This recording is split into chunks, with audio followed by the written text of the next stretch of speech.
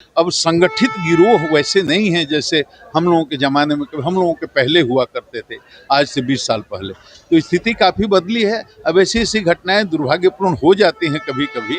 बिहार के पूर्व DGP Gupteshwar Pandey Patna airport पहुंचे। पटना एयरपोर्ट पहुंचते ही मीडिया से मुखातिब हुए। मीडिया ने सवाल किया कि लॉ एंड ऑर्डर जो है अभी बिहार में पूरी तरह से जो है खत्म हो चुकी है। इसको लेकर के जो है पूरी तरह से जो विपक्ष ने आरोप लगाया, उन्होंने सरकार की भाषा बोलते हुए गुप्तेश्वर पांडे ने कहा कि देखिए, हम आपको बता देते हैं कि जब एसपी थे जहानाबाद के, तो क्या हुआ करता था, 50-50 लाशें गिरती थी। वहीं जो है अरवल में क्या हुआ होता था, अरवल में भी है 50-50 60-60 लाशें गिरती थी। इस तरह से जो है सरकार नहीं चलना था, लेकिन फिर भी सरकार चलते रहा। कई जो है बगहा में जो घटना को उन्होंने एग्जाम्पल दिया, कहा कि देखिए .एस यादव एसपी थे, वो क्या कर रहे थे, किसके इशारे पर चल रहे थे। यानी सीधा सीधा जो है लालू राबड़ी जो सरकार थी उस समय पर इन्होंने जो है लालू राबड़ी सरकार पर जो है हमला किया और साफ तौर पर कहा कि देखिए, हम कैमरा के सामने अगर कोई सच बोल देंगे तो पूरी तरह से बिहार में बवाल हो जाएगा। लेकिन क्या गुप्तेश्वर पांडे उस समय भी कहीं ना कहीं आप पुलिस पदाधिकारी रहे होंगे, एसपी रहे होंगे, एएसपी रहे होंगे, उस जिला का क्या मामला होता था, क्या उसमें जो आप रजिस्टर्ड नहीं करते थे। उन्होंने साफ तौर पर कहा कि देखिए, 40-50 घटनाएं होती थी तो 1-2 जो है घटना रजिस्टर्ड होता था, बाकी घटना रजिस्टर्ड नहीं होता था। ये जो है पूरी तरह से सत्ता पक्ष की जो भाषा जो है बोल रहे हैं, सरकार की भाषा बोल रहे हैं। कई बार हमने भी कई नेता से ने बैठ लिया, हमने सवाल किया कि जिस तरह से जो है अपराध बढ़े, तो उन्होंने साफ तौर पर कहा कि देखिए, पहले तो जो है रजिस्टर्ड ही नहीं होता था, जो घटना घटती थी पूरी तरह से जो है नीपापोती हो जाती। आपको बता दें कि जिस तरह से जो है गुप्तेश्वर पांडे में सीधा सीधा जो है सरकार की भाषा बढ़ रही है। पहले गुप्तेश्वर पांडे के पूरी बयानों को सुने। ऐसा है ना कि 14 करोड़ की आबादी वाला प्रदेश है और इस प्रदेश का डीजीपी रहने का सौभाग्य मुझे भी मिला है पौने 2 साल तक। तो हर तरह के लोग हैं, सतोगुणी लोग कम हैं, रजोगुणी लोग ज़्यादा हैं, तमोगुणी लोग ज़्यादा हैं। तो जब चित्त में तम का उत्कर्ष होता है तो आदमी का मूड चित्त हो जाता है। आहार निद्रा भय मैथुन यहीं तक गतिमती रहती है। तो ऐसे जो तमोगुणी लोग हैं वो पूरे समाज को तहस नहस करने के लिए, पूरे समाज को नष्ट करने के लिए वो विधि व्यवस्था की समस्या चुनौती उत्पन्न करते रहते हैं। अब है कि इसको हैंडल करने के लिए एक हमारे पास स्पेशल एजेंसी है, उसको पुलिस कहते हैं।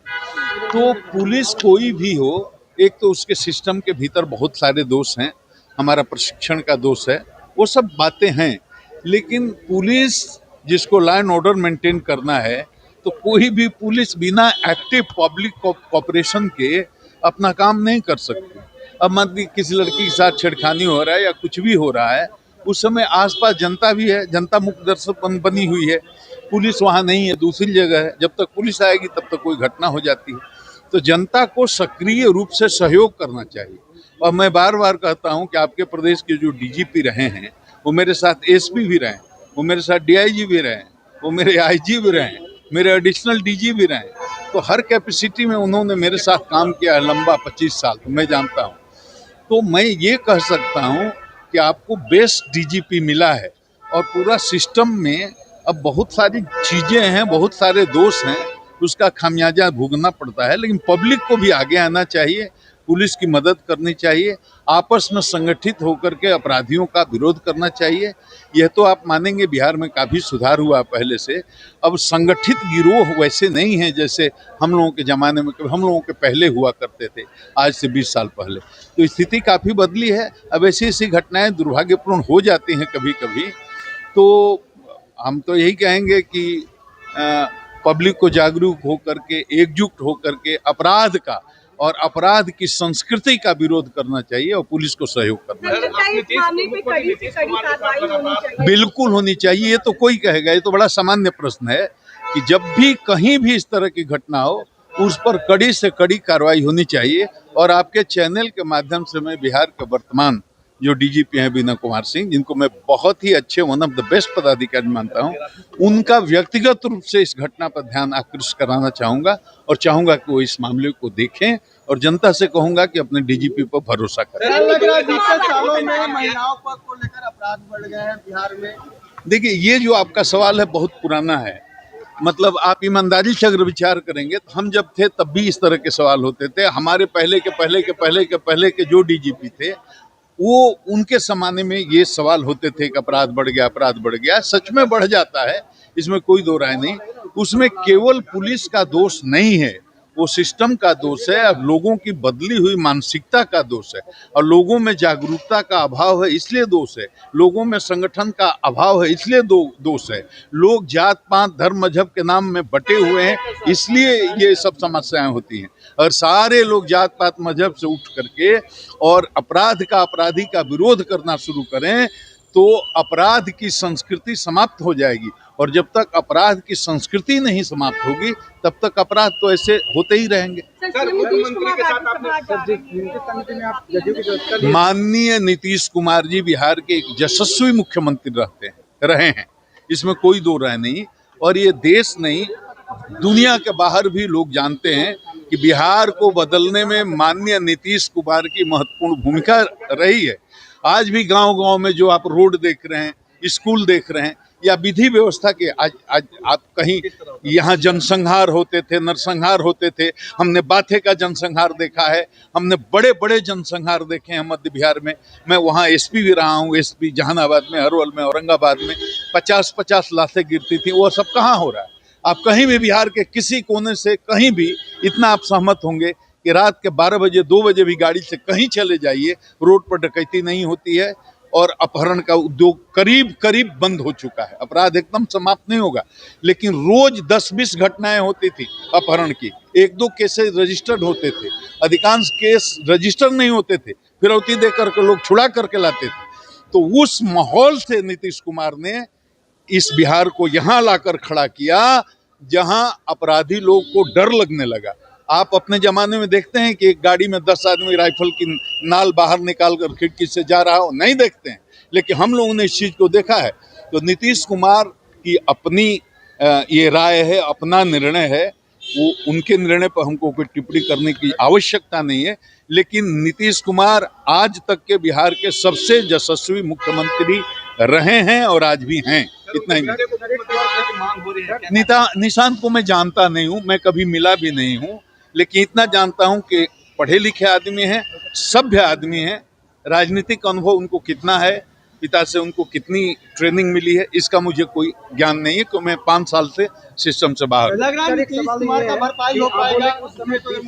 अभी देखो, ये समय है, वक्त है, कब क्या होगा ये कहा नहीं जा सकता, लेकिन नीतीश कुमार का जाना बिहार के लिए एक क्षति है। सर, आप बोल रहे कि एक दिन में 20-20 अपहरण होते थे, तो खामी कहाँ थी, सरकार में या पुलिस में? देखिए, अब ये एक ऐसी बात है जो माइक पर बोल दूं तो हंगामा हो जाएगा, लेकिन ये आप में से कम लोग जानते होंगे कि बिहार में अपहरण की संस्कृति एक आईपीएस पदाधिकारी ने शुरू की बेतिया से। बिहार में अपहरण की संस्कृति का बीज बोया एक आईपीएस अधिकारी ने बेतिया जिला में, जो आंध्र प्रदेश से डिप्यूटेशन पर 5 साल के लिए आए थे। मैं नाम भी जानता हूं, बताना ठीक नहीं, क्योंकि वो जिंदा हैं और उनको अच्छा नहीं लगेगा और नाम रखना उचित भी नहीं है, लेकिन सब लोग जानते हैं कि अपहरण की संस्कृति, बेतिया में डकैती होती थी, आप जानते हैं, पूरे बगहा बेतिया में बड़े बड़े डाकुओं के गिरोह थे, बड़े बड़े दर्जनों गिरोह थे। उन्होंने बुला करके उसमें संपर्क किया और लोगों को संदेश दिया कि ये डकैती करते हो। डकैती का अपराध बहुत बड़ा अपराध माना जाता था। जिस जिले में डकैती होती थी, पुलिस मुख्यालय वहां के एसपी के सिर पर चढ़ जाता था, क्यों डकैती हो रही है, रोको इसको। वो रोकने में नाकामयाब हुए। उन्होंने अपराधियों से एक तरह का समझौता किया और उनको ये कहा कि हमारे ऊपर बहुत प्रेशर पड़ रहा है, दबाव पड़ रहा है, डकैती करना छोड़ दो। तो क्या करेंगे, कैसे जिएंगे, कैसे खाएंगे? तो लोगों को धीरे से, पैसे वाले लोगों को पकड़ लो, पैसे लेकर छोड़ दो। और वहीं से बिहार में अपहरण शुरू हुआ। ये मैं ऑन रिकॉर्ड बोल रहा हूं, और जाइए पुराने जितने पुलिस ऑफिसर हैं सब जानते हैं। अब आप पता करिए, बेतिया में एसपी थे, नाम था उनका डैश यादव, जो आंध्र प्रदेश के आईपीएस कैडर के अधिकारी थे और यहाँ आए थे डिप्यूटेशन पर। अपहरण उन्होंने शुरू करवाया, ये इतिहास में है बिहार के, और धीरे धीरे पूरे बिहार में फैल गया। नीतीश कुमार आए तो उन्होंने अपहरण की संस्कृति को समाप्त किया। मैं नौकरी में नहीं। क्या ये सरकार के संरक्षण में चल रहा था? सरकार के नहीं, एक एसपी के द्वारा ये शुरू किया गया था। ये मैं इस बात को बार बार कह रहा हूँ, एक एसपी के द्वारा शुरू किया गया था। पूरा नाम बता दो तो और अच्छा। नहीं, वो आप पता कर लेंगे। तो आपने सुना, बिहार के पूर्व डीजीपी गुप्तेश्वर पांडे ने पूरी तरह से जो है भगवा रंग पहने हुए हैं। अब जो है बोल रहे हैं कि हम सिस्टम से बाहर हैं, 5 साल से सिस्टम से बाहर हैं। नेता प्रतिपक्ष तेजस्वी यादव को हमने बचपन में देखा था, जब उनकी माता राबड़ी देवी के रीजन में और लालू जी के रीजन में हमने काम करने का मौका मिला था, तो हमने काम किया था। लेकिन हम नहीं जानते हैं कि तेजस्वी यादव और तेज प्रताप यादव जो बहुत छोटे थे, 5 साल से राजनीति में, 10 साल से राजनीति में आए हैं, हम 5 साल से सिस्टम से बाहर है। लेकिन जो सिस्टम का जो उन्होंने पोल खोल दिया कि जिस समय नीतीश कुमार का राज नहीं था तो उस समय क्या हुआ करता था। इशारा लाइव के लिए पटना से ब्रजेश कुमार।